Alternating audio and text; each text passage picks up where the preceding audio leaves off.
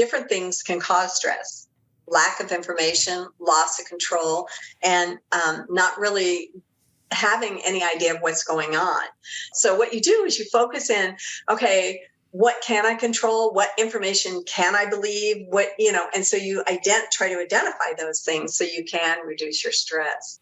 Well, welcome to another episode of the Coffee Break Podcast, where our mission is to share business ideas, practices, and strategies while we enjoy a cup of coffee, which don't have much left of. Thank you for being here today. If you haven't, I want to invite you to subscribe. We have over 200 episodes for you to check out with lots of information around business ideas, practices, and strategies that you can implement today. And today is going to be one of those conversations that we're going to be sharing with you.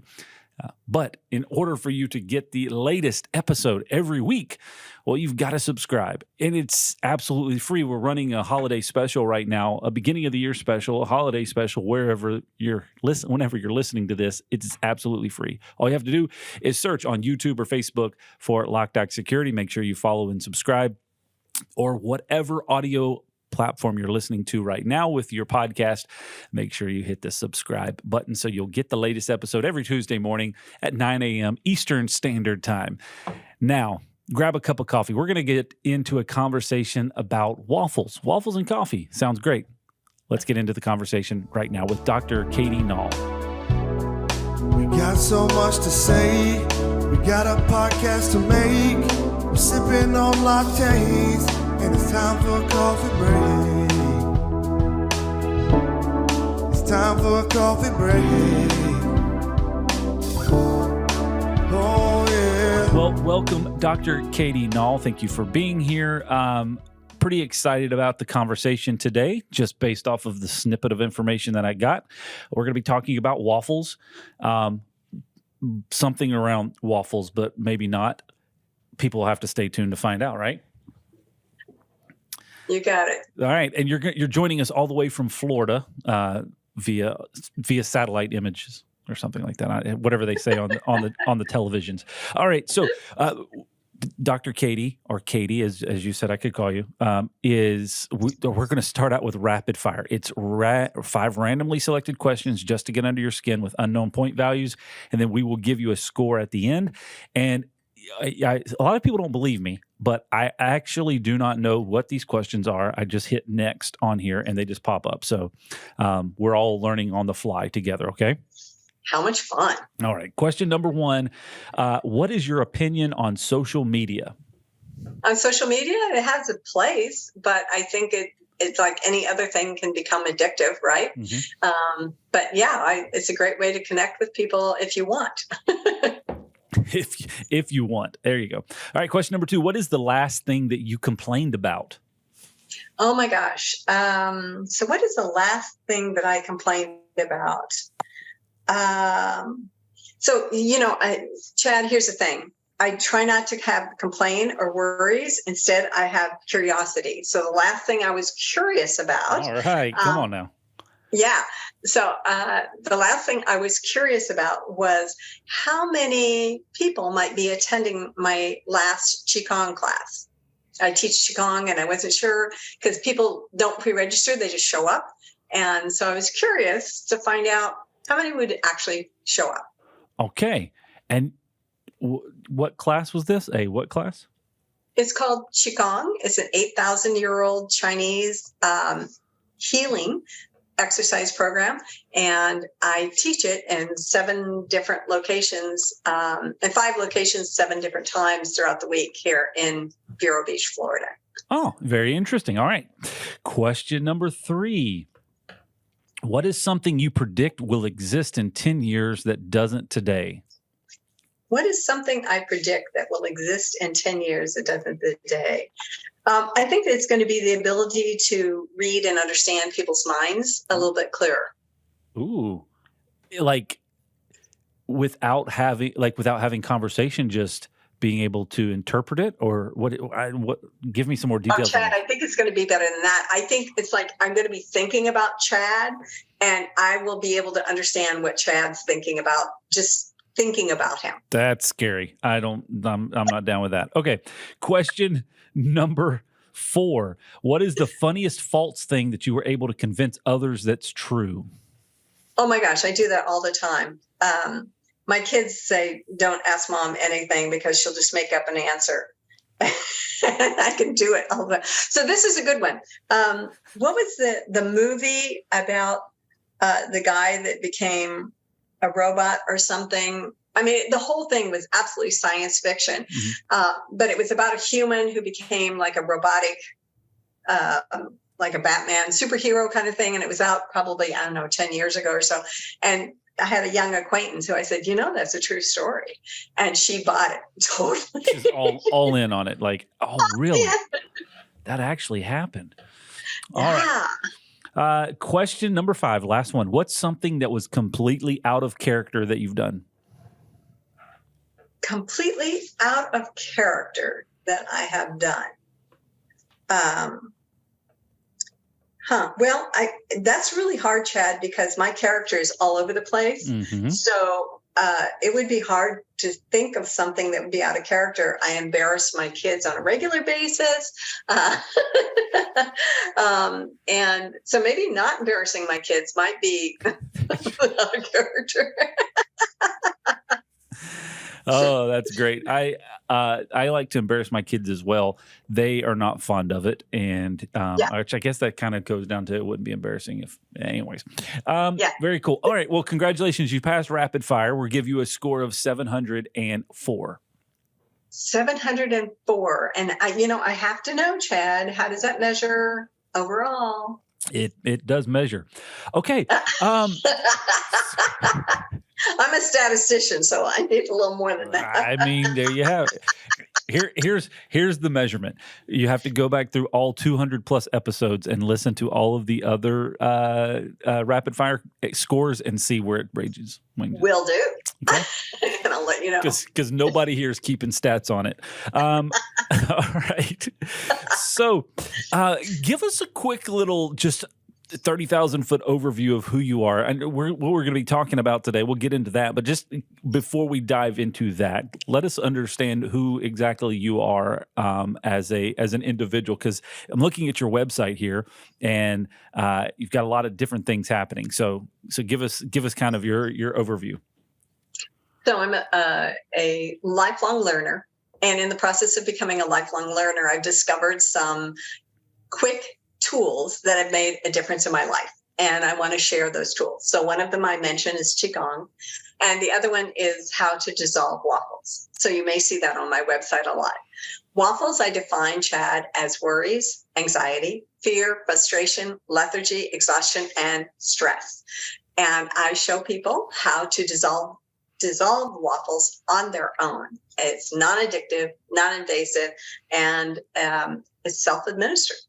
So that's a quick thing. Personally, I have a suffering husband who's been with me for, it'll be 50 years next summer. I have 3 grown children who also suffer me, and 5 adorable granddaughters. So there you go. There's a capsule. That's awesome. So 50 years with your husband. Yeah, it was such a mistake, and we haven't been able to get out of it. So it's just... Not sure exactly what happened. Yeah, now he's like almost trained, and I can't like retrain anybody else. Oh, that is great. Okay, I'm not going to dive into that one any further. Okay. So let's discuss waffles, because we're obviously not talking about the amazing breakfast food or even dinner food if you put Nashville hot chicken with it, right? Right.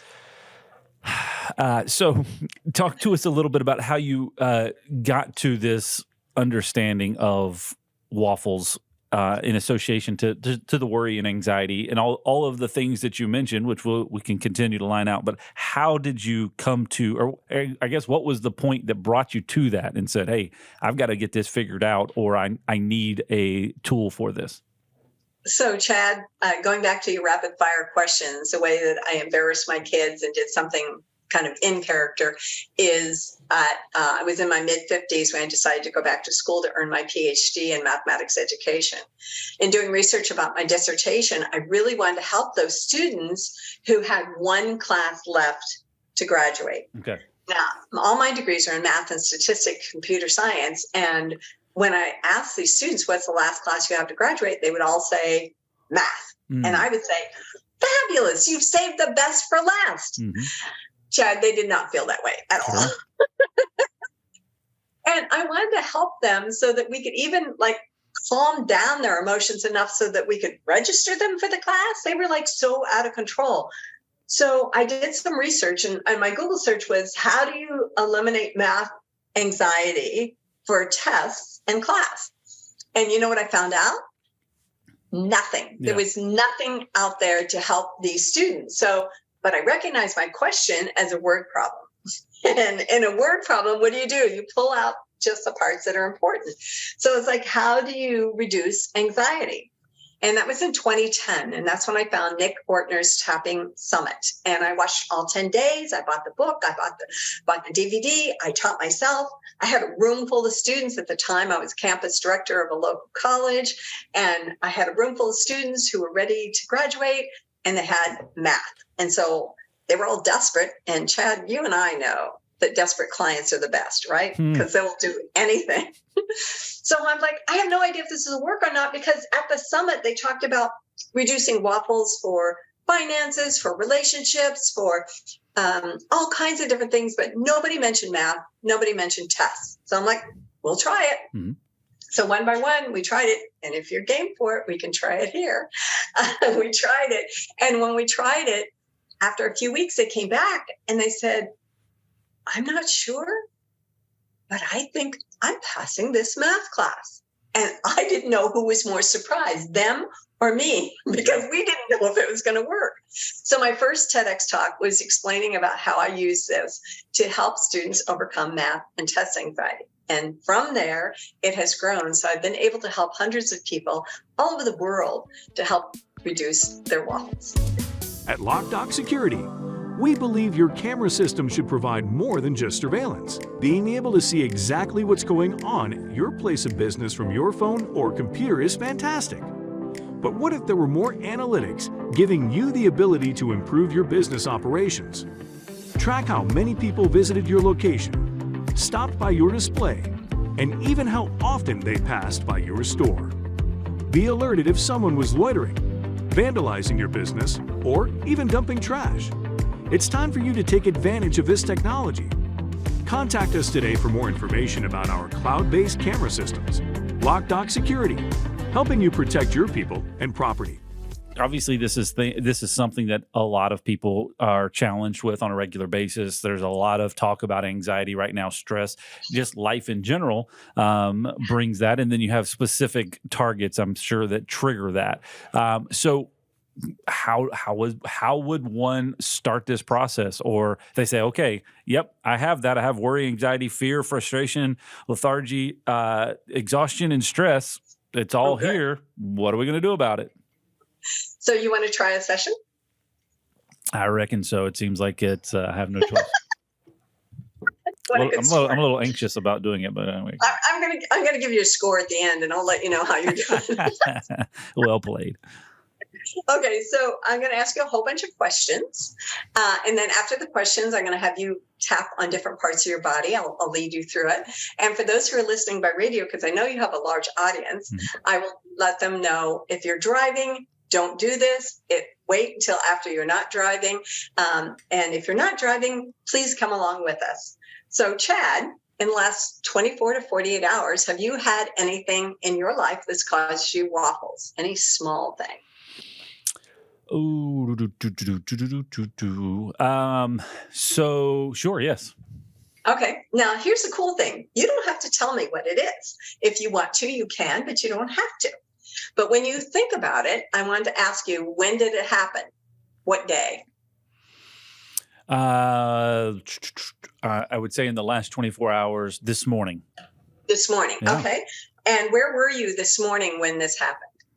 In my vehicle, in my car. In your vehicle. Okay. So you were in your vehicle this morning and something happened. And when you think about it now, what negative emotion is arising? Negative emotion, I would say, was, I guess, frustration. Frustration is good. Yeah. And from the top of your head to the bottom of your toes, where's the frustration in your body? probably right in the middle. Right in the middle. Yeah. Okay.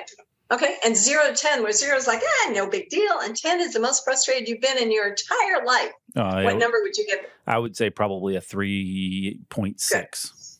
3.6. Love that. Okay, 3.6. Now, is this a true statement? Right here, right now, I feel safe. Yes.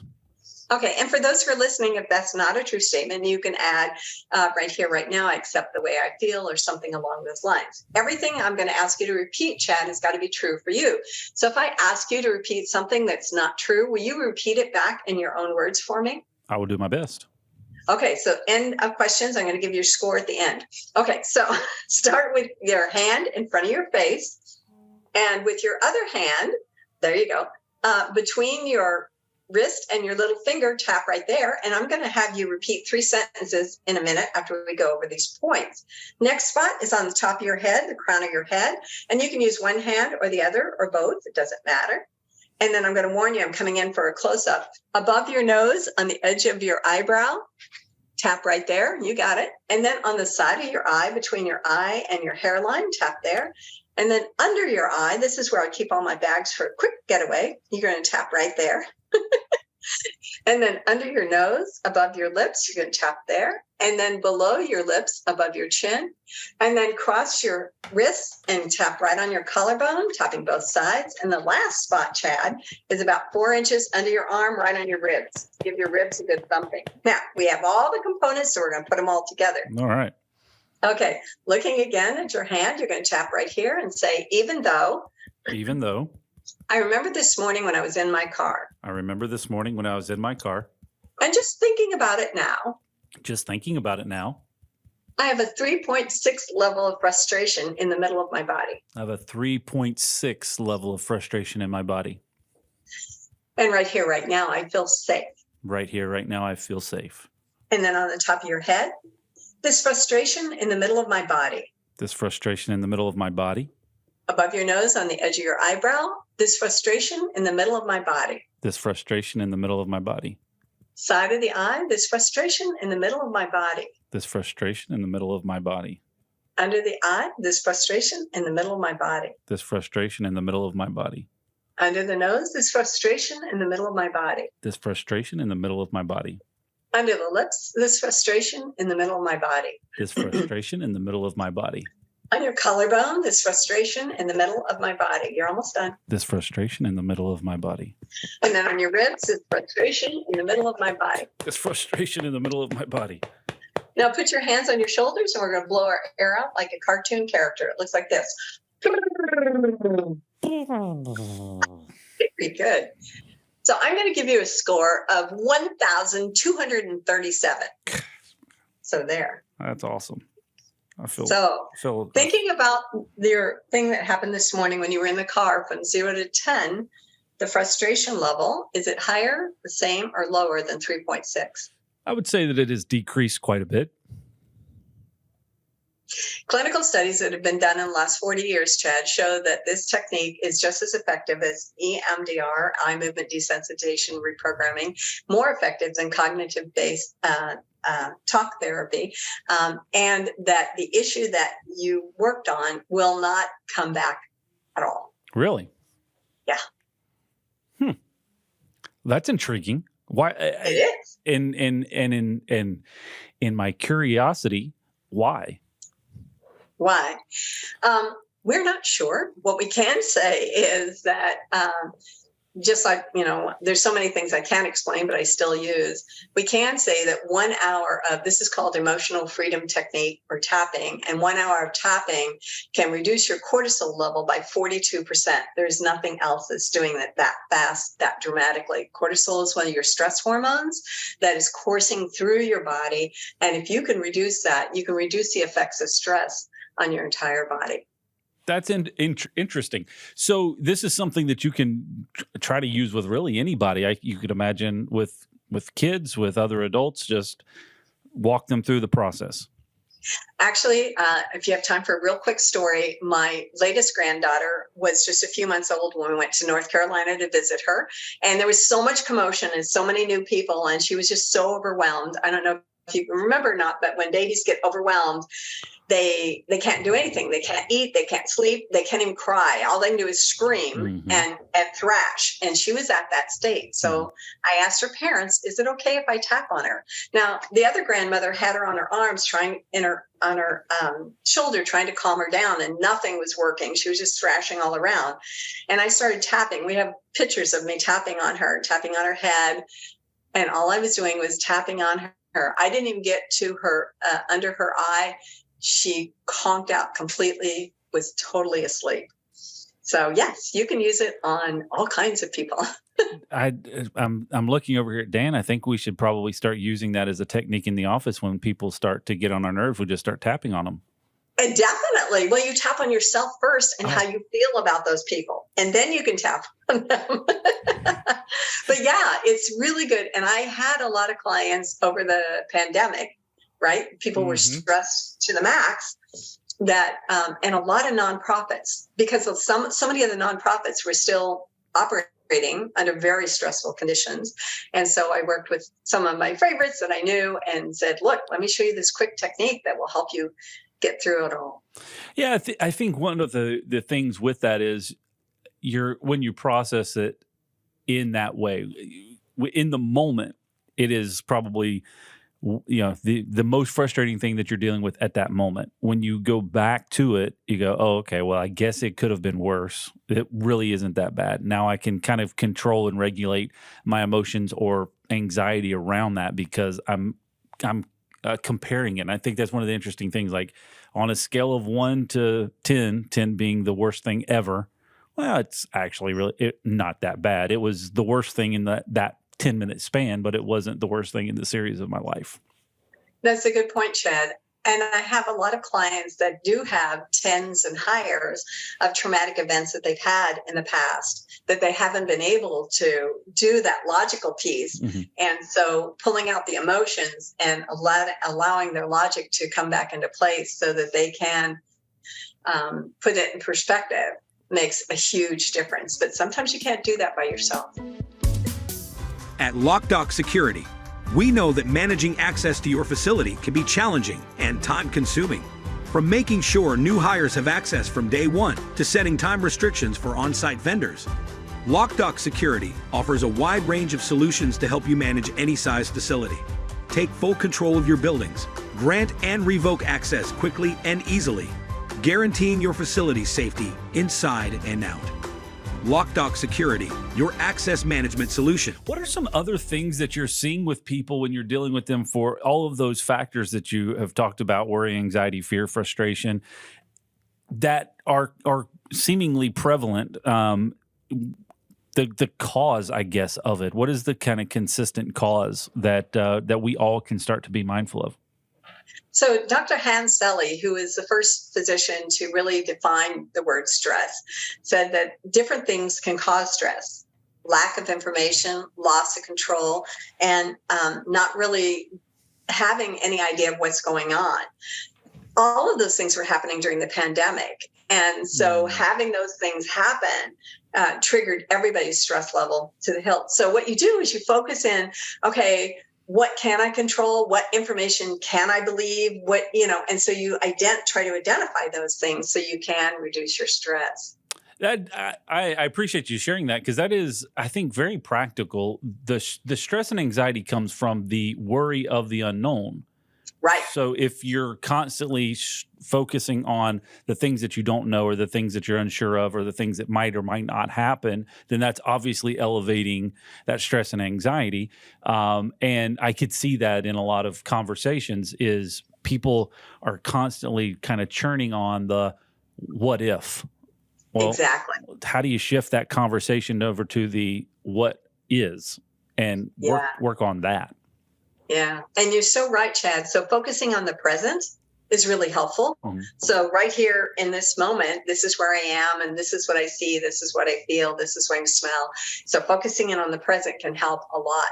However, some people have so many past traumas that dictate the way they live, and they don't even know it. In fact, I myself just found something this past week that I hadn't even considered, that I'm working with another practitioner to clear, because I can see how it's affecting my life today. Interesting. So I walk me through that a little bit more, and I'm obviously not asking for details on it, but just having the conversations to understand what are the other factors that are driving towards this versus just what I maybe think that it is. Yeah. So Chad, in our terminology, what we call them are limiting beliefs. So you may have a limiting belief that, for instance, money is evil. Mm-hmm. And then you think about all the things that you've heard or done throughout your life that support that limiting belief. Like maybe we were poor and we didn't have money, but we were good people, so therefore money must be evil. Maybe we knew about one or two people who had a lot of money who were evil. So you have all of these things that are supporting that limiting belief, but sometimes you're not even aware that you have this limiting belief. And that's what's interesting. And getting down to that level, it's kind of like peeling an onion, right? Mm-hmm. So you can start off with a frustration of something that happened in your car this morning, but then you go back and maybe, I don't know, you were 3 years old and somebody took your toy away from you. And, at that level, you can't cognitively understand, but your lymphatic, your amygdala, your lizard brain, is doing everything to keep you safe. And you just remember that you weren't safe when you were 3 years old and somebody took your toy. And so when something happens in the car, it triggers that response. And so it's when we get all the way back to that 3-year-old experience that we can clear it once and for all. That's wild, thinking through those types of things, because it's so true. We talk about it a lot, I think, in life in general, that your past experiences help bring you to the point of where you are, and then understanding which ones are the traumatic ones versus the ones that are actually beneficial and have impacted the decisions that you make now. Because not everything, and you can correct me if I'm wrong on this, but from my understanding, not everything that happened through life is a negative impact on the decisions that you make now. In the same sense that you say, like, somebody took my toy when I was 3, and so now I'm overly protective of the things that I have, may be the alternate of somebody helped me find a toy when I was 3, and so now I'm overly sensitive to helping people solve problems or find things because it was impactful to me. Am I tracking there? Yeah, you're doing a great point, Chad. And the deal is whether the emotion's stuck in our body or not. That's the deal. So, you could take a toy away from 3-year-old, and one 3-year-old is like, no big deal. Mm-hmm. And you take a toy away from a different 3-year-old and they're hysterical for hours. And so you're trying to figure out, well, what's the difference? And it's not just their life experience, but if you think about it, somebody explained this to me and it blew my mind, that when my grandmother was pregnant with my mother, when my mother was being formed in my grandmother's womb, her eggs were being formed as well. So that meant that I was in my grandmother, right? And that everything my grandmother was experiencing was being encoded in my DNA. And then when my mother was born, she had her eggs already in there. And so everything my mother experienced up until the time of my delivery was encoded in my DNA. So when I was born, I may have emotional experiences that I don't understand, that may have gone back to my mother, my grandmother, my great-grandmother, on and on and on. So when you talk about intergenerational trauma, each of us are carrying something from somebody who knows how far up the line that is impacting our lives. That's wild. That's a very in-depth way to think about that. Interesting. Okay. So one other thing that I was wanting to ask you related to that, because I saw on your website, you also are a certified disc coach, or is that okay? How much of what you just went back to the to the 3-year-old that has a toy taken, one goes crazy and one is like, meh, whatever. How do you see that playing out based off of different disc profiles? Oh, absolutely. Absolutely. Just for the listening audience, DISC is a very simple way to determine the best way to communicate with people, especially that have different personalities. And it was actually, I started learning about this so I could become a better parent. I had a child that was a very high D, very controlling, wanted to call his own shots.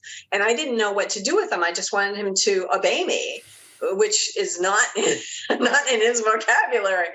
And so when I figured out that it was important for him to make his own decisions, all I had to do is to say, okay, do you want to go to bed at 8:15 or at 8:30? You get to choose. And as long as I would give him choices, then he was happy. And then when you have, a high I child, then everything's going to be fun. So I don't want to pick up toys, but you know what? I might play a game where we'll see who can pick up the most toys.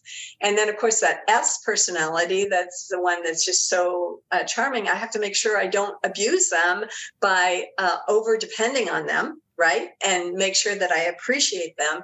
And then the C personality is going to ask a million questions. And I have to know that they are not going to be able to give a decision quickly, and that they've got to have lots of information ahead of time to be able to move forward. So yes, that DISC has been very helpful to me in the last 35 years. Yeah, we use, there's a lot of different types of I guess surveys or tests out there that can help with those types of things, and it's fun to hear that, because you start thinking about it. It's like, well, I have a 6-year-old little boy, and what you just described is very true. He does not desire to be told you will go to bed at this time. If it's his decision, then it's perfectly fine. So working towards that's actually interesting. And you start walking through these different things, these different personalities, the strengths that people have. Right? Now you start to bring that into the common day. It's also part of, I'm going to imagine, where some of the worry and anxiety and fear comes from, where it's based. Somebody in that high D that likes to have control, their anxiety is increased significantly if they feel like they're losing control of a particular situation. And then that high C, I think, is the one you said that asks a lot of questions. That's good. Similar thing would happen if you just withheld information from them because they are just like, they can't stand it. Yeah. Or if you had asked them to make a quick decision and there's a chance they might make the wrong decision. Oh my gosh, that's just overwhelming. I know somebody like that, Tony. Yeah. Okay, so cool. Well, thank you very much for your time today. It's been a blast, very eye-opening. If people want to find out more about what you're talking about and want to connect with you, maybe to help further down the line with some of their anxiety or worry, what would they need to do? So I'm on all social media, which we talked about briefly, as Katie Nall, PhD. That's KATIENALL, PhD. And my website, I'm a bit of a word freak, is my last name, Nall, Nall, followed by the word edge, EDGECO.com. It's knowledgecompany.com. And I will challenge your listeners to give me a call. I would love to hear from them. My phone number is area code 772-226-0167. Have them give me a call and let's have a conversation. I see what you did there with the knowledge. That's great. Well, Dr. Katie, thank you very much for joining us today. It was an absolute blast and a pleasure to chat with you. If you would like to find out more information, again, that website is knowledgeco.com, and you can check that out and get more information there. Thank you for joining us today. If you haven't already, make sure you subscribe. We've got a brand new episode out every Tuesday morning at 9 a.m. Eastern Time, and we've got over 200 episodes for you to enjoy out there to check out things on business ideas, practices, and strategies. Thank you for joining us, and we'll see you next time right here on the Coffee Break Podcast.